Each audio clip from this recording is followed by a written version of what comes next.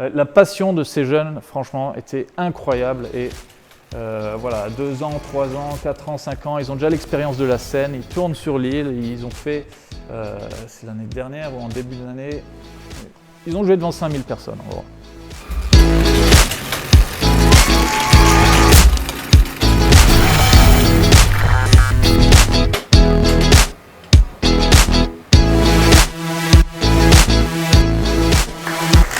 Merci, c'était un exploit.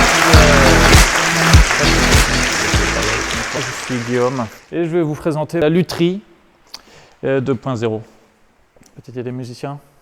Non? Un musicien? Ok. Bon, alors peut-être déjà une personne.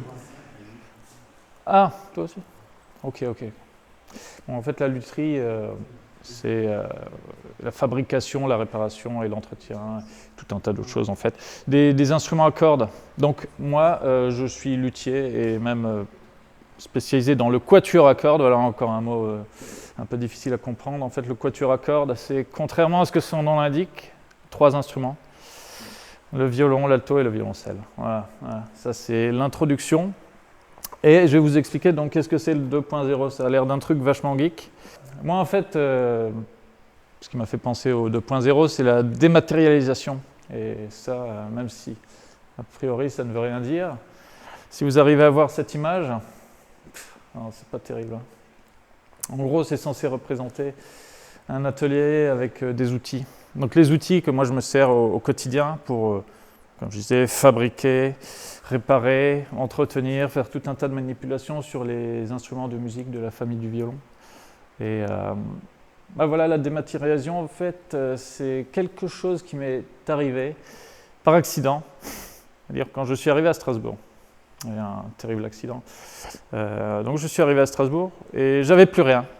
Donc du coup, c'est la dématérialisation, ça m'a vraiment été imposé par la vie. Je n'avais plus d'atelier pour travailler. Forcément, il me restait un peu quelques outils.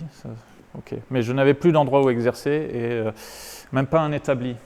Donc, cette dématérialisation s'est surtout passée sur Internet. Ouais. En fait, je me suis créé un atelier en ligne. Donc, j'ai créé un atelier à Strasbourg sur Internet. Ouais. Et donc, dans cet atelier, j'ai décidé de proposer mon métier, en fait. Voilà. Donc, tout ce qui est instrument de musique et faire venir les gens. Donc, comme je n'avais pas forcément beaucoup de personnes, je connaissais personne à Strasbourg, j'ai décidé de parler de mon métier pour commencer à intéresser les gens et les faire venir chez moi. La lutherie traditionnelle, c'est quelque chose qui est, c'est un métier, on va dire il y a 500 ans. Le premier violon, voilà, Andrea Guarneri à Crémone en Italie, on va dire 500 ans pour arrondir tout ça. C'est un métier ancien, assez poussiéreux, on s'imagine facilement. Contrairement à ce que moi, je ne suis pas très bien habillé, désolé, normalement c'est les petites lunettes, la moustache et quelqu'un d'assez âgé. Oui, c'est vrai. Quand je vais dans les salons professionnels, en fait, que je suis avec des interlocuteurs, je ne sais pas, internationaux, etc., que je les ai eus par téléphone ou par email, je viens les voir, je dis bonjour monsieur, machin. Je me présente, je suis Guillaume Kessler, voici ma carte. Ah, monsieur Kessler, vous imaginez pas comme ça, on pensait quelqu'un de 60 ans, voilà. À Strasbourg, un Strasbourgeois de 60 ans, un Alsacien. Et donc, moi, comme je vous disais, je suis arrivé à Strasbourg et je voulais exercer ce métier, celui que je fais depuis plus de 10 ans. J'ai commencé en 2008. Voilà, sans atelier, sans place pour travailler. Il a bien fallu trouver une façon de le faire.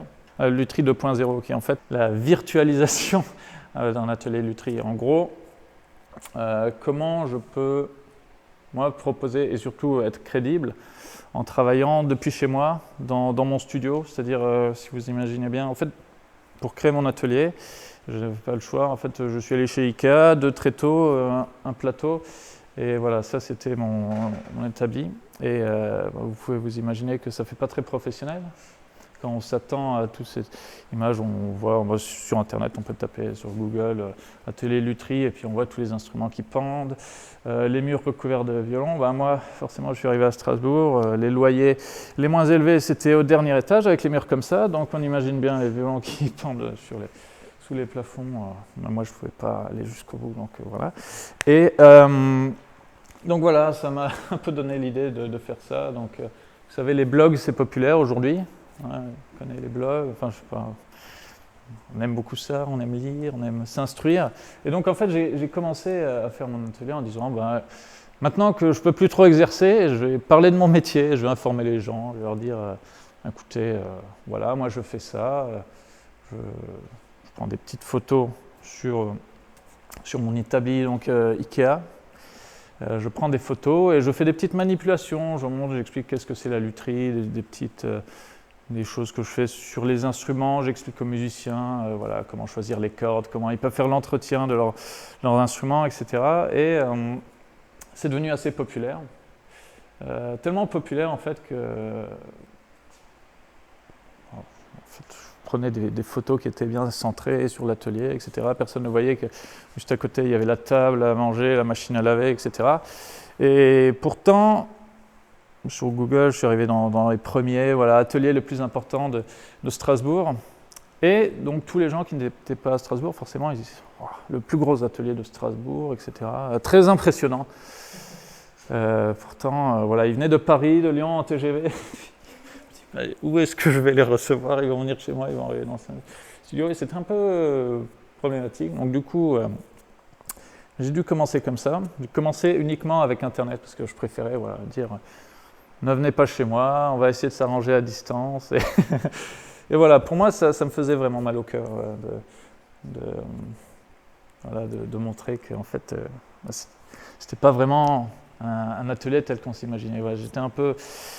c'était peut-être... comment dire? Ouais, je me sentais mal à l'aise. Peut-être que c'était pas justifié, peut-être que c'était juste une image. Moi aussi, j'étais trop resté sur la lutherie traditionnelle, etc. On n'a pas le droit de sortir des sentiers battus. Mais je n'avais pas le choix et c'est ce que j'ai fait. Donc, ensuite...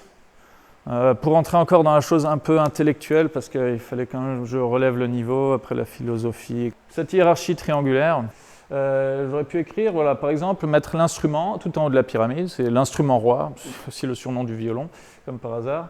Et donc parfois, dans ce triangle qui comprend l'instrument, le luthier et le musicien, c'est une relation triangulaire, c'est toujours compliqué. Hein, j'espère que vous n'avez jamais été dans ce genre de relation humaine triangulaire, mais c'est très très difficile à gérer émotionnellement. Et là, même si ça fait intervenir du bois, c'est pas beaucoup mieux. Et donc, ici, comme j'expliquais, les relations entre le musicien et son instrument, c'est pas toujours évident, c'est très émotionnel. Quand il y a le luthier qui vient se mettre dedans et qui lui veut imposer des choses aussi, l'instrument, si c'est un instrument ancien, il va aussi imposer des choses à sa manière, parce que là aussi il y a une éthique, il y a comment on appelle ça, une déontologie qui fait qu'on ne peut pas tout faire et n'importe quoi. Et le musicien qui se retrouve un peu mêlé à tout ça, ça forme des choses très compliquées.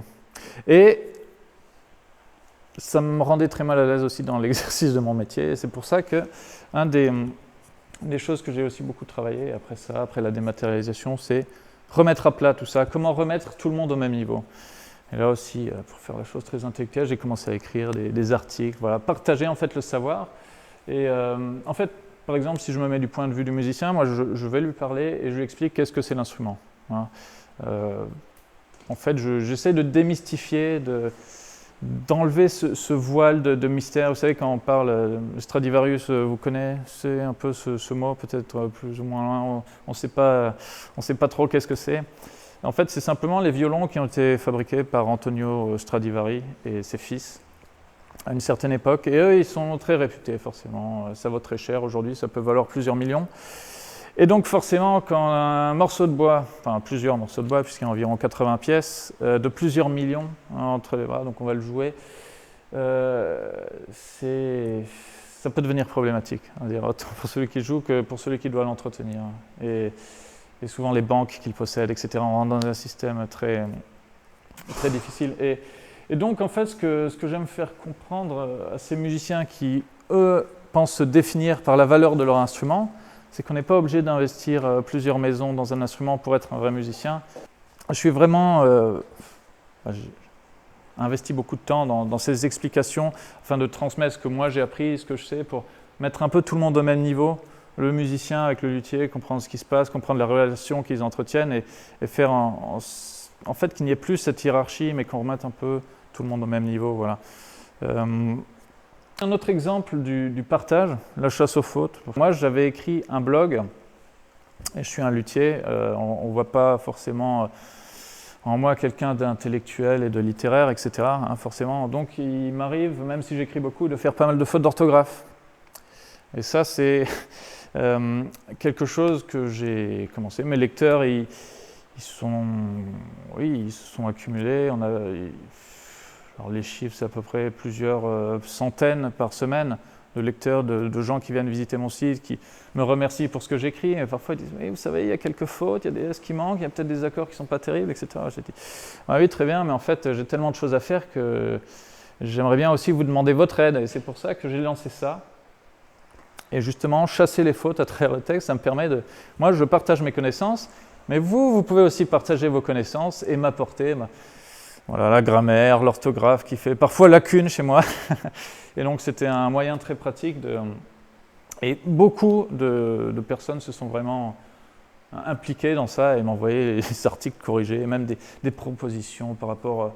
Comment on appelle ça vous savez, c'est l'écriture... Non, c'est comment ça? Quand on ne fait plus de distinction entre hommes et femmes dans le genre. Inclusive, voilà. En faisant des propositions d'écriture inclusive et ce genre de choses. Je ne sais pas, enfin voilà, de réécriture et d'interprétation. Donc c'était vraiment très poussé et tout le monde s'impliquait dedans. Donc ça, c'était le genre de choses de partage, voilà. Dans l'esprit maker, on partage sa connaissance, on partage... Chacun apporte ses choses et on fait quelque chose ensemble, voilà. En dématérialisé aussi, on peut le faire avec ses mains. Et moi, justement, en échange, je propose des services. Donc, en l'occurrence, si j'ai effectué un travail, je leur propose des réductions, voilà, en échange de temps, ou de faire des interventions sur leurs instruments, etc. Ensuite, où mène le partage? Donc, vous voyez déjà, par rapport à ce que j'expliquais avant, c'est un peu ça. Mais donc, quand j'ai fait un peu cette démarche de transmettre ce que j'avais et aussi d'apporter des outils pratiques pour les musiciens et en fait un peu tout le monde, hein. Même les luthiers, il y a des luthiers qui sont allés sur mon site pour me dire « Ah, c'est bien votre système, je l'ai adopté et ça me plaît bien ». Donc ça, c'est forcément très, très sympathique de leur part. Mais ça m'a amené beaucoup plus loin. Ces expériences, franchement, je n'imaginais pas. Et ça, je vais en parler tout de suite, en fait, en vous montrant donc. Est-ce qu'on peut voir l'accord de La, Guadeloupe, avec le partage? Donc j'ai commencé à aussi, il y a beaucoup de gens qui sont intéressés et qui voudraient même apprendre comment faire. Pas forcément des gens qui veulent en faire leur métier, mais mieux comprendre leur instrument en travaillant le bois, en travaillant avec des outils manuels, parce que bon, il n'y a pas de machine dans ce que je fais, pas vraiment. Et beaucoup de personnes se sont montrées intéressées par ça. Et j'ai commencé à proposer des stages, des personnes qui venaient pendant une semaine, pendant même plusieurs mois des fois, parce que pour construire un violon, il faut environ 200 heures, donc c'est un sacré investissement en temps.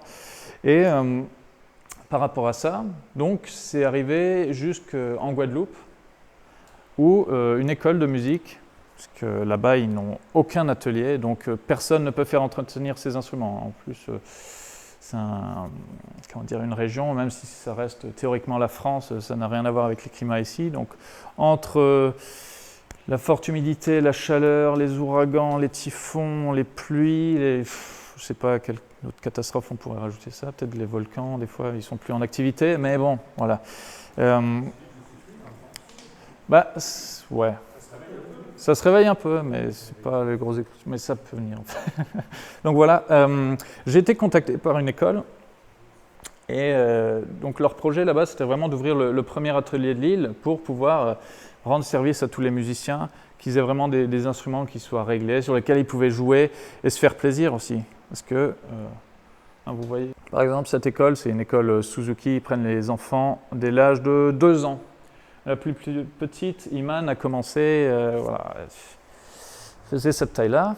Et donc pour trouver un violoncelle adapté à cette taille, en fait c'est un alto, c'est comme un grand violon, à peu près de cette taille-là, qui sont obligés de transformer eux-mêmes en violoncelle. Donc c'est bricole complète et bah, c'est débrouille en fait. Mais en fait tout le reste, vraiment tout le reste, c'est de la bricole tout le temps. On récupère des trucs par-ci par-là, on se débrouille pour réparer avec des vis, avec des clous, avec n'importe quelle colle. Voilà. Tant que ça marche, c'est bien. Et en tout cas, voilà, peu importe l'état des instruments, c'était terrible, hein, c'est les pires instruments que j'ai vus, vraiment les pires, dans les pires conditions. Les archers, n'en parlons pas, impossible de jouer, enfin, en tout cas selon nos critères français. La passion de ces jeunes, franchement, était incroyable. Et voilà, 2 ans, 3 ans, 4 ans, 5 ans, ils ont déjà l'expérience de la scène, ils tournent sur l'île, ils ont fait, c'est l'année dernière ou en début d'année, ils ont joué devant 5000 personnes en gros.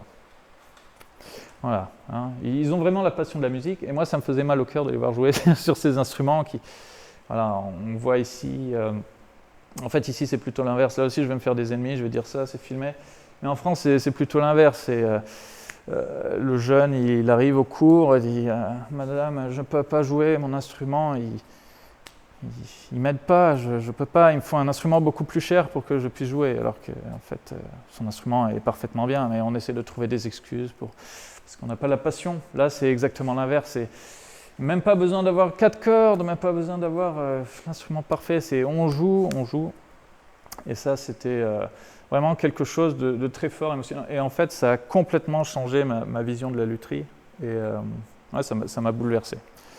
Et vraiment, j'ai eu envie de les aider, et je les aide toujours.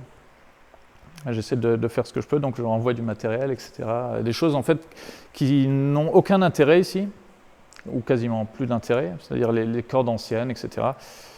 Pour eux, c'est un trésor, donc c'est génial, et ça permet de faire plaisir. En fait, c'est un peu dur de dire ça, hein, mais les déchets des uns vont faire le bonheur des autres. Le recyclage, la réparation, en fait, juste en nettoyant, en réparant, on peut vraiment donner une seconde vie à des choses qui ici n'auraient plus aucun intérêt, et voilà, faire le bonheur d'autres personnes.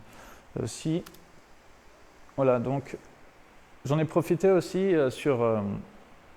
à cette période, c'est en fait aider, parce que forcément ils n'ont pas beaucoup de matériel, ils n'ont pas de luthier là-bas, donc j'ai enseigné en fait les techniques, les gestes et les connaissances que j'ai aux musiciens, des choses pratiques qu'ils peuvent utiliser au quotidien pour prendre soin de leur violon, de leur violoncelle, et de leur, qu'ils puissent optimiser en fait le son ou la durée de vie de ce qu'ils possèdent, parce que forcément c'est assez rare là-bas.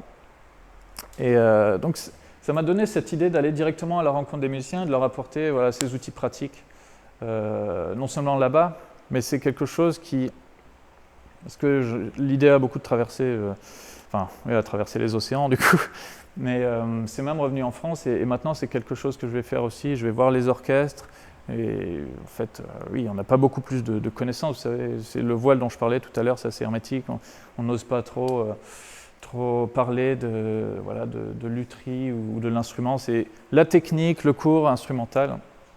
Et d'ailleurs, même comme anecdote, à Strasbourg, à l'université, donc il y a comment on appelle ça, la Haute École du Rhin, ou l'Académie, je sais pas quoi. Donc c'est une école supérieure de musique, et donc c'est un diplôme avec l'université.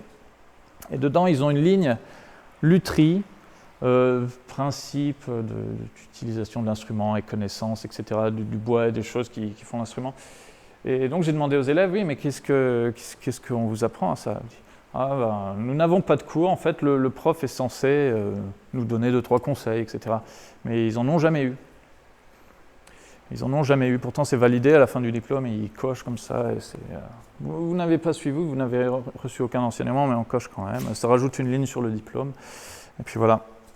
Donc c'est aussi quelque chose que j'ai envie de ramener en France, en Europe, et là c'est aussi, c'est le projet que je suis en train de préparer, c'est la Corée du Sud.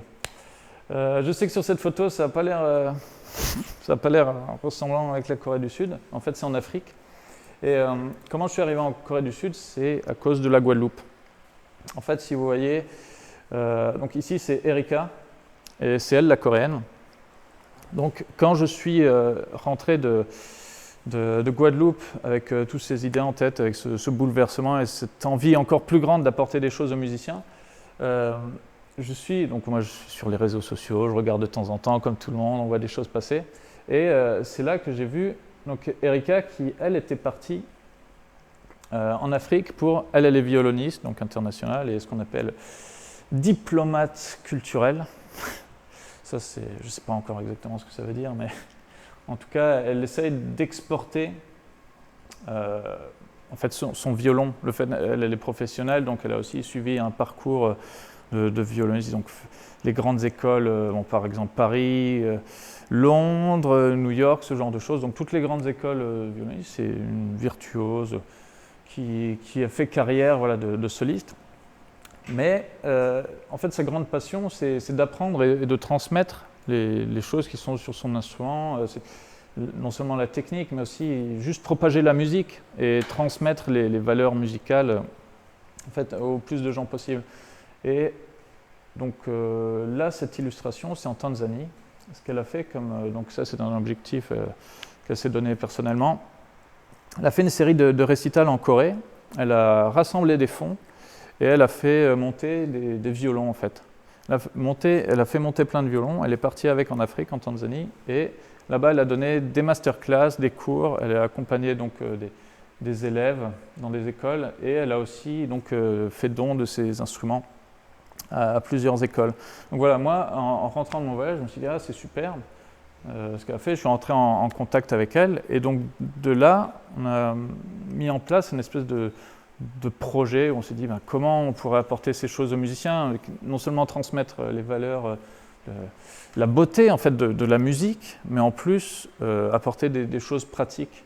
Dans des pays forcément où l'accès à la lutherie ou la technologie est plus difficile, ça a plus de sens, mais en fait comme on se rend compte que partout il y a une méconnaissance de cet instrument, on s'est rendu compte qu'on pouvait le faire dans n'importe quel pays d'Europe ou dans le monde. Donc c'est là où moi je me suis dit pourquoi pas commencer avec la Corée. Et donc c'est en octobre, moi je vais me rendre là-bas pour faire des conférences dans les écoles, l'université, et voilà, rencontrer là aussi les musiciens. Forcément ça va changer du cadre de l'Afrique ou la Guadeloupe, mais c'est intéressant aussi, surtout culturellement, pour moi ça fait découvrir des nouveaux horizons. Je vous remercie tous de m'avoir écouté et j'espère que vous avez pu comprendre ce que j'ai dit. Voilà.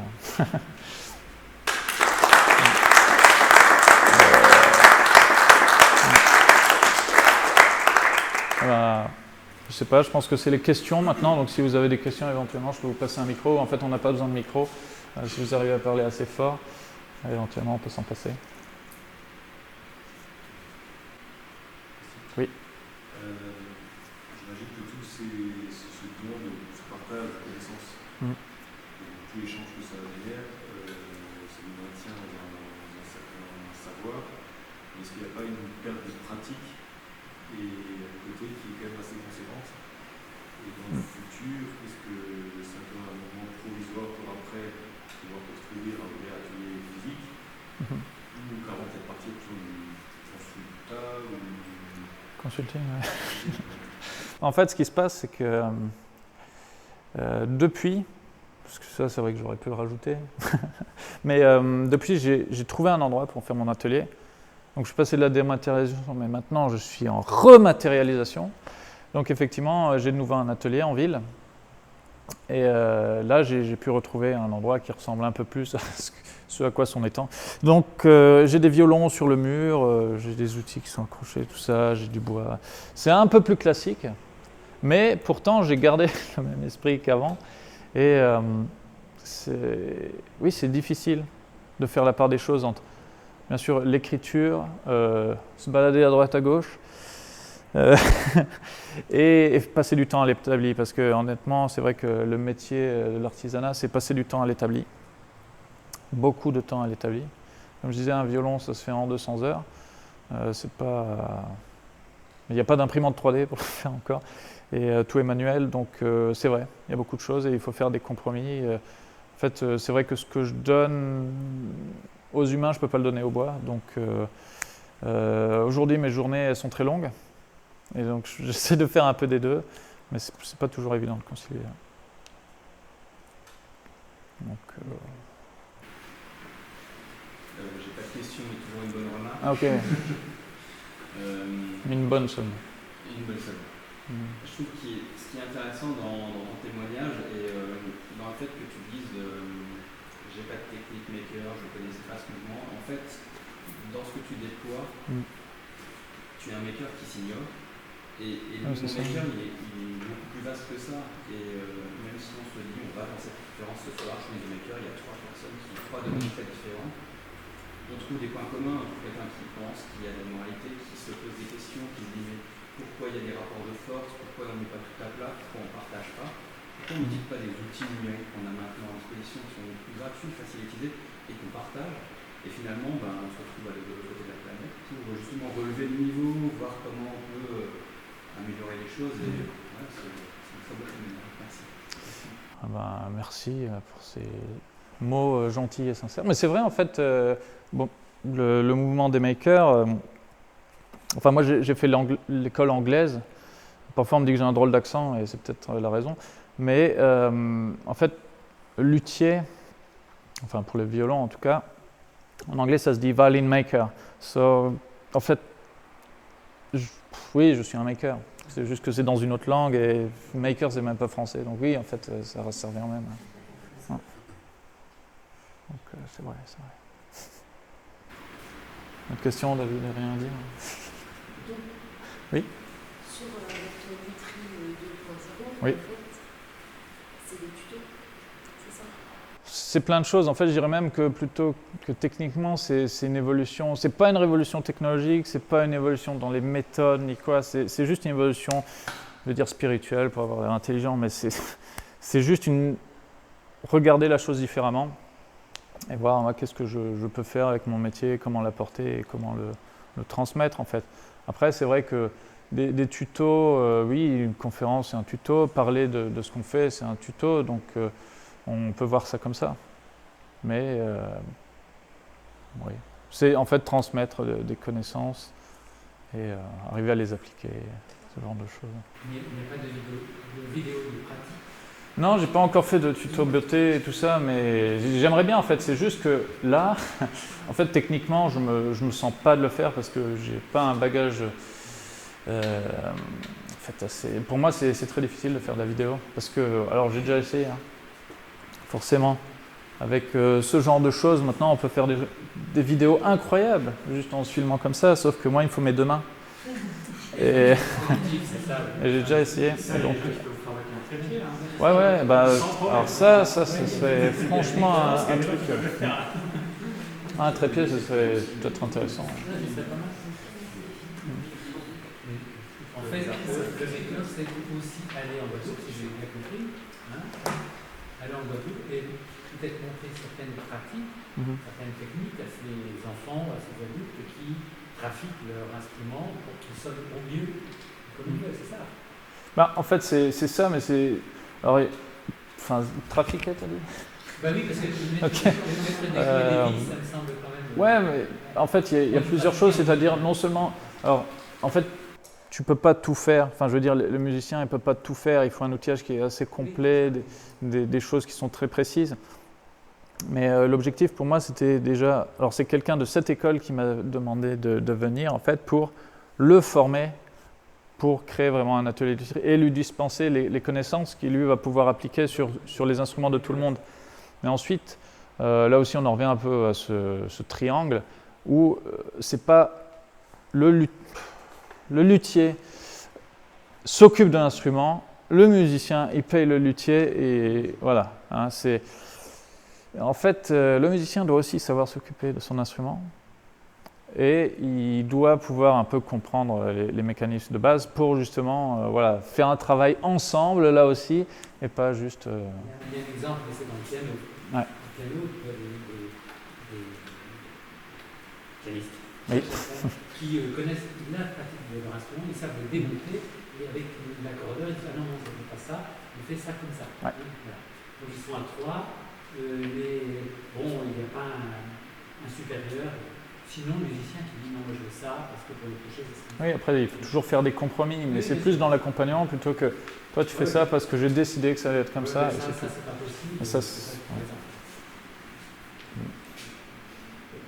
Ce qu'on voit là, Oui, oui, voilà. ce qu'on voit comme un gars, là, c'est par rapport à la notion de maker, parce que maker, c'est aussi partager, c'est aussi apprendre aux autres, c'est faire monter les autres.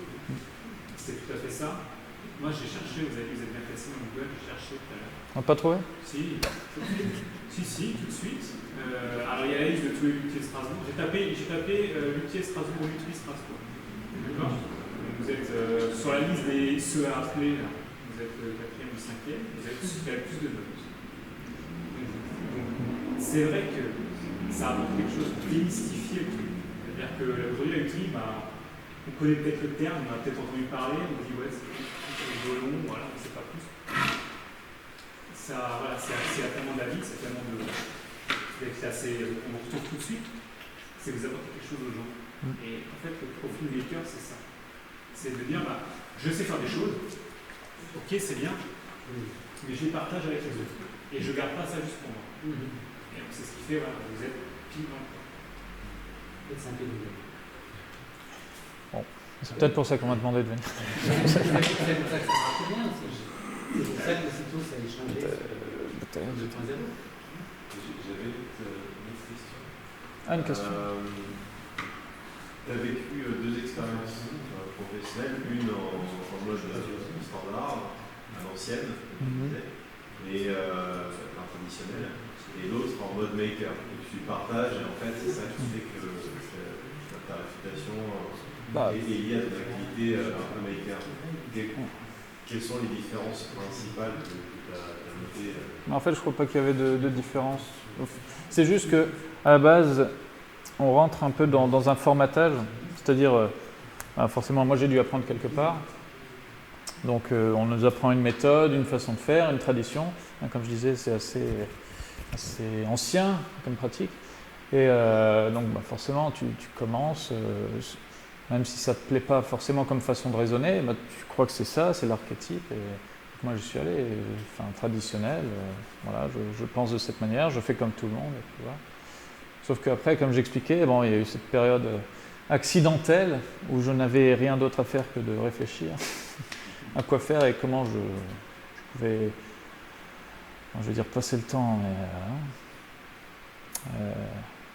En fait, continuer à ne pas laisser tomber mon métier, parce que j'ai failli. J'ai aussi déposé des CV chez McDo, chez Apple et tout. Mais non, moi, ça ne m'intéressait pas. Ce que je voulais, c'est continuer vraiment à faire ce métier, et peu importe la façon que j'avais fait. Si c'était juste parler aux gens de ce que c'était, moi, c'était bien. C'était déjà bien. Et puis après, improviser et tout.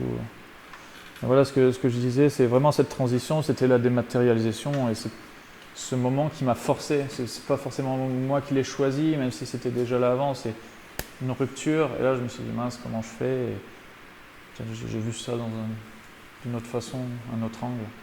Et j'ai dû aborder de façon différente. C'est ça. Il y a une question pour Vous arrivez à en vivre? moi, est-ce que j'arrive à en vivre? Oui, il faudrait arriver à en vivre. Vous arrivez à en vivre?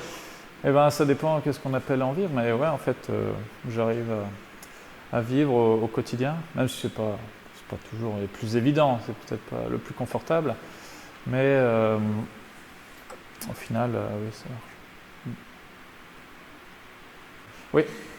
Au départ, dans ta cuisine, tu ne pouvais pas du tout faire un violon. Absolument pas. Ouais, on peut toujours, non, c'est clair.